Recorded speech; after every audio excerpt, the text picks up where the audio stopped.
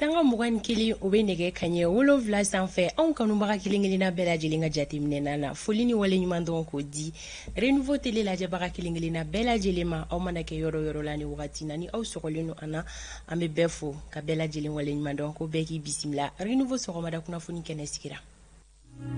Soliga wuli kɛbagaw an ka foli bɛ aw ye aw minnu bɛ yen nɔ k'aw ka baarakɛyɔrɔw la sɔrɔ ka ban ni aw sɔgɔlen no an na an bɛ foli di aw ma aw minnu bɛ sɔgɔnɔnaw la ni aw bɛ ka an lajɛ an bɛ aw kelen-kelenna bɛɛ lajɛlen fo ka bɛɛ wale ɲuman dɔn bi ye tɛnɛ ye dɔgɔkun daminɛ ye bi ye o la an nisɔndiyalen bɛ aw kelen-kelenna bɛɛ lajɛlen bisimila ka aw ka kunnafoniya kunfɔlɔw fara ɲɔgɔn kan ka di aw ma groupe Renouveau ɲɛmaayaso ka yamaruya kɔnɔna la anw ka dibila baarakɛbagaw an bɛ foliba di u ma u ye labɛn bɛɛ lajɛlen sigi sen kan o kama jɛmukan in ale bɛ ka daminɛ ni wagati kofɔlen na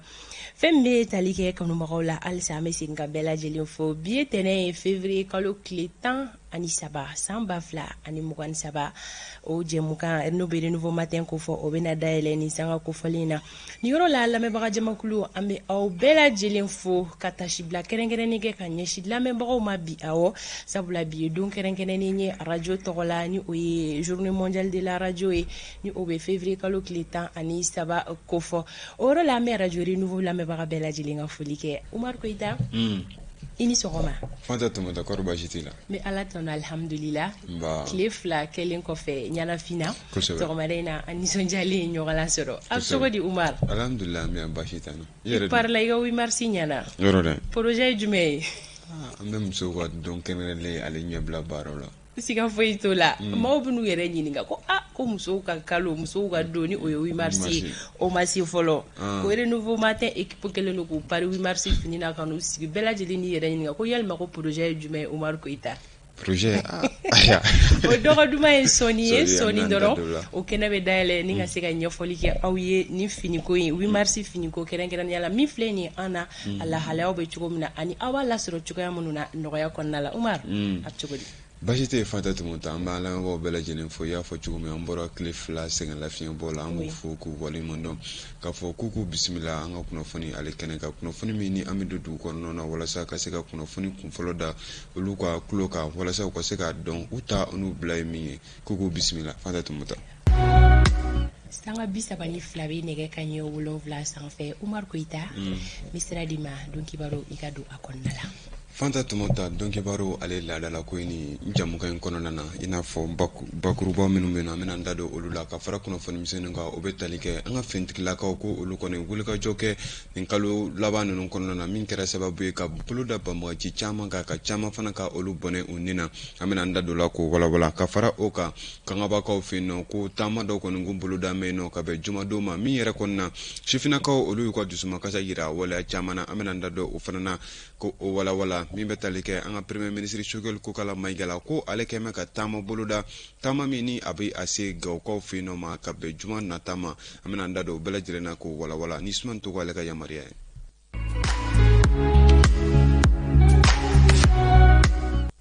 ka segi ka foli kurakura ka ɲɛsin an lamɛnbagaw bɛɛ lajɛlen ma maa minnu bɛ yen nɔ k'u bɛ soli k'u sɔgɔ an na an ka togodaw la ka se tunkarankew ma an b'u bɛɛ lajɛlen fo k'u bisimila an ka sɔgɔmada kunnafoni ale kɛnɛ kan I n'a fɔ bakurubaw la an ye a lase aw ma cogo min na an ka finitigilakaw olu ka wulikajɔ minnu kɔni kɛra nin waati laban in kɔnɔna na o kɛra sababu ye ka banbagaci 80 ɲɔgɔn na ka olu de bɔnɛ u nin na nin waleya min yɛrɛ ni a kɛra an ka finitigilakaw fɛ ni a y'a ta janvier kalo tile 25 la ka n'a bila fɛn min kɔni février kalo ale tile 12 waatiw la ko o waleyaw kɔni kɛra sababu ye ka finitigila ka banbagaciw olu dagayɔrɔ 10 ɲɔgɔn na ka olu de tiɲɛ fɛn min bɛ tali kɛ banbagaci 82 la ni ka olu bɔnɛ u nin na maa 35 ni siga kɛmɛ maa minnu na ka bolo da olu kan nin waleya ninnu kɔni bɛ tali kɛ an ka finitigilakaw olu kɛmɛ ka tabiya kura min ta banbagaciya wale ale kɛlɛli la ni o ye ka wuli ka se banbagaciw ma fo u dagayɔrɔw yɛrɛ la wa fana ka kunnafoni ɲɛnamaw ɲini min bɛ kɛ sababu ye ni banbagaci ninnu dan bɛ yɔrɔ min na ka wuli ka se u ma fo o yɔrɔ kofɔlenw na o la ka tɛmɛ ni kunnafoni min sɔrɔla a yirala k'a fɔ ko pankuru kɔni ko ale jɔda bonyana kosɛbɛ nin waleya ninnu na ko pankuru ye bɔko 11 de kɛ min yɛrɛ kɔni kɛra yɔrɔ la yɔrɔ min bɛ Kamiti ale kofɔ Bafo mara kɔnɔna na Sogolo la ɲɔrɔ ale mara kɔnɔna na ka se Dora Ora ma Bajangara ani Sebere koro ani ka se yɔrɔ caman wɛrɛw ma fɛn min kɔni pankuru kɔni ale wuli ka jɔ kɛ nin yɔrɔ kofɔlen ninnu na min yɛrɛ kɔni kɛra sababu ye ka banbagaciw olu daga yɔrɔ caman ka olu tiɲɛ. Kunnafoni ko nasira la alisa min bɛ tali kɛ Burkina ale premier ministre la ale kɔni kumana CEDEAO maaw olu kan ka tɛmɛ ni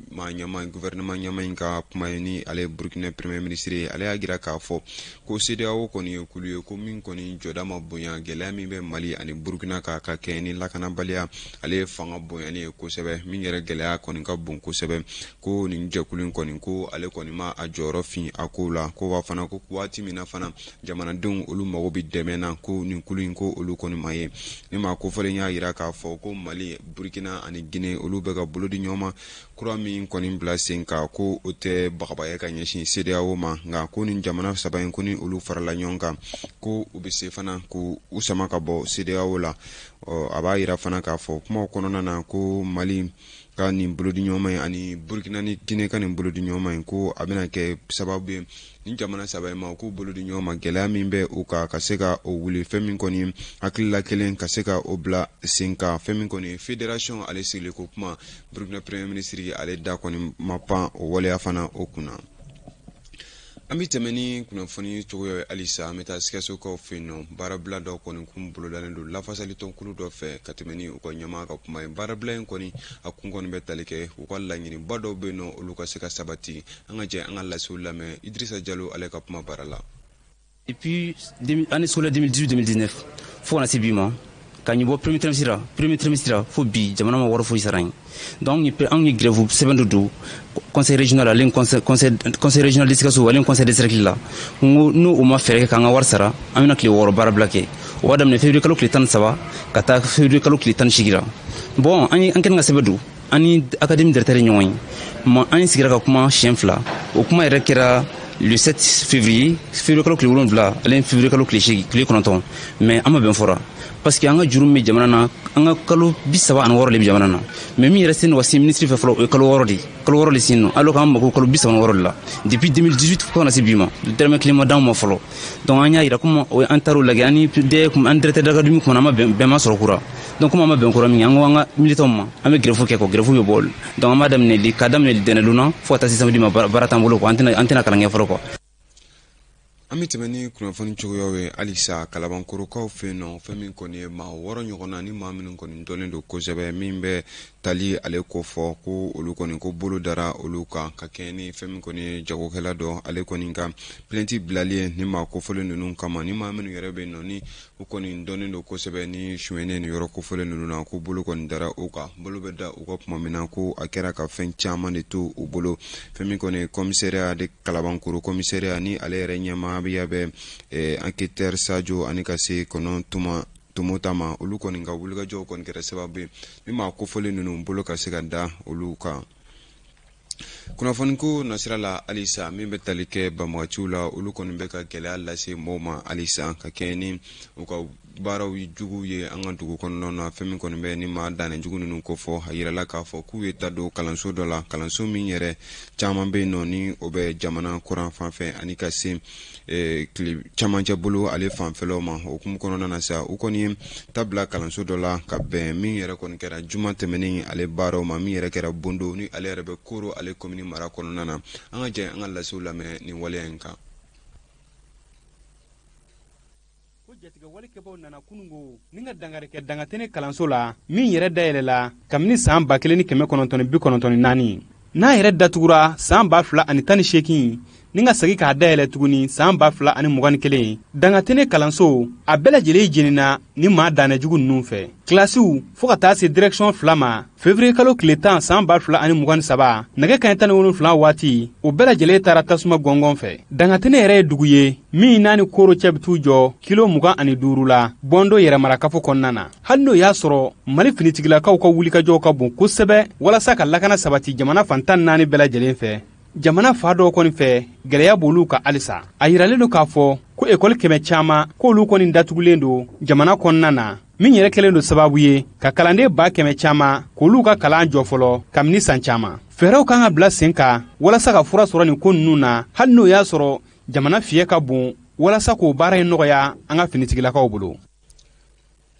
an bɛ tɛmɛ ni kunnafoni cogoyaw ye halisa an bɛ taa kangabakaw fɛ yen nɔ fɛn min kɔni ye yen nɔ sifinnakaw ani ka fara ɲɛmaa caman kan olu kɔni farala ɲɔgɔn kan ni ka u ka dusuma kasa yira min kɔni yɛrɛ kɛra ka bɛn jumadenw ma ka kɛ ni gɛlɛya min kɔni kɛra nun kan ale kɔnɔna na ani ka se jamana marabaw olu ka makun ma o waleya ninnu na ni maa ninnu kɔni farala ɲɔgɔn kan k'u ka gɛlɛyaw ka olu dusuma kasa ka o yira yɔrɔ min yɛrɛ la ni a taama kɛra u ka miiri so ale hukumu kɔnɔna na kangaba komini 9 kɔni olu bɛɛ lajɛlen kɔni bɔra ni waleya in na walasa cogo min na ka se ka u ka ŋaniya yira wa fana ko a waleya ka kɛ bɛn keleya ani ɲɔgɔn dɛmɛ o hukumu kɔnɔna na o de la u bɔra fɛn min kɔni mara ɲɛmaw olu bɛɛ lajɛlen kun bɛ u nɔ ni waleya in na o hukumu kɔnɔna na u kɔni sɛbɛn dɔ kalan sɛbɛn min yɛrɛ ni u ye u hakililaw olu faralen ɲɔgɔn kan min yɛrɛ kɔni b'a yira k'a fɔ ko u bɛna jɛ k'u bolo di ɲɔgɔn ma bɛn ani keleya kɔnɔna na fɛn min kɔni bɛ u ka laɲini minnu bɛ tali kɛ karangaba ale yiriwali baaraw la ani sɔrɔko olu bɛ se ka taa ɲɛ ni marabolo in kɔnɔna na o bɛɛ lajɛlen kun bɛ nin ko in na ni sifinnaka ninnu kɔni y'a yira k'a fɔ ko u bɛna to u ka hukumu kɔnɔna na min kɔni ye ka to ka hakilila falen kɛ marabolo ɲɛmaa minnu bɛ nin yɔrɔ kofɔlen in na ani ka taa se dugutigilakaw ma fo ka taa se meerelakaw ma ka se ka hakilila falen kɛ u ka laɲinibaw olu kan min fana ye nin waleya min kɔni kɛra nun ka u ma ɲinɛ o waleyaw kɔ k'u ka dusumakasa yira u la wa k'a ɲini jamana ɲɛmaaw fɛ k'u ka wulikajɔ kɛ min kɔni ye o waleya in kɔni ɲɛ bɛrɛbɛrɛ bɛ se ka dɔn o ko la cogo min na. kunnafoni ko nasira la i n'a fɔ bakurubaw la an y'a lase aw ma cogo min na min bɛ tali kɛ an ka gouvernement ale ma ɲɛmaa na ni o bɛ Choguel Kokala Mayiga ko fɔ ko ale kɔni makɔnɔnen don Gawokaw fɛ yen nɔ juma don ni maa kofɔlen ni kabi a kɛra premier ministre ye ni a kalo 18 Choguel Kokala Mayiga ale kɔni bɛna ka taama fɔlɔ kɛ ka ɲɛsin Gawokaw fɛ yen nɔ olu ma ni taama bolo min yɛrɛ ni a bolo damɛ ka bɛn juma don février kalo tile 17 n'a bɛ taa bila ntɛnɛn don février kalo tile 20 ala ni taama mina kɛ sababu ye ni maa kofɔlen kɔni fɛ ni ka t'i sen da Gawo ale marabolo yɔrɔ caman na ka se ka dɔ fana gɛlɛya min bɛ nin yɔrɔ kofɔlen na ka tɛmɛ ni primature mɔɔw olu ka kibaru ye nin taama in kɔni baara caman olu bolo dalen don a kɔnɔna na. kunnafoni ko nasira la halisa fɛn min kɔni ye UNESCO ka tɛmɛ ni ale ka waleya min kɔni sigira kabi san 2011 waatiw don kɛrɛnkɛrɛnlen ni o bɛ bi don kɛrɛnkɛrɛnlen février kalo tile 13 kofɔ ale kɔni taara ka kɛ don min dabɔlen don arajo kama i n'a fɔ Zenta ale thème yɛrɛ b'a fɔ cogo min na ni ka arajo ani bɛn o ko fɔ fɛn min kɔni bi don kɛrɛnkɛrɛnlen min kɔni ye arajo ye ale bɛ laɲɛnamaya bi. kunnafoni ko nasira la halisa fɛn min kɔni ye seko ani dɔnko ale bɛ sangabɔda la bi kɛrɛnkɛrɛnnenya la maa min kɔni bɛ yen nɔ ni ale bɛ Sumayila Kulubali ale kɔfɔ ala ye ale ka kalifa minana ka bɛn kununko karidon février kalo tile 12 ma ni maa kofɔlen kɔni ni bɛɛ lajɛlen kɔni bɛ a dɔn ka sababu kɛ a ka wulikajɔ ye fɛn min ye seko ani dɔnko ale yiriwali la ni maa ɲɛmaa fana kun don troupe artistique Badenba ale maa ɲɛmaa fana kun don ni maa kofɔlen kɔni jɔra ye baara kɛ ɲɔgɔlɔn caman ale hukumu kɔnɔna na i n'a fɔ Seko Buware ale ka aventure de la famille le fou du village ani ka se waleya caman ma an ye a ka ja dama dɔ fara ɲɔgɔn kan an ka ɲɛmaa dɔw fɛ walasa ka se k'a dɔn ni maa kofɔlen yɛrɛ jɔn ye. An denw fugaru aw bi ba kalama an b'o ye aw ka ɲɛmɔgɔ min dogolen bɛ n'a m'a yɔrɔ yira n baw bɛɛ kelen kelen kan tigɛ yan. Da ay nanay ada dale aya bila barama kono bana bɛɛ ka jugu dɛ mais kungolo bana o ka jugu bi nyuma jama bila dai ti tigɛ namu ayamne ne ko ngu ki bila ka taa ɲɛgɛn na i bolila aya mina an ka taa n'a ye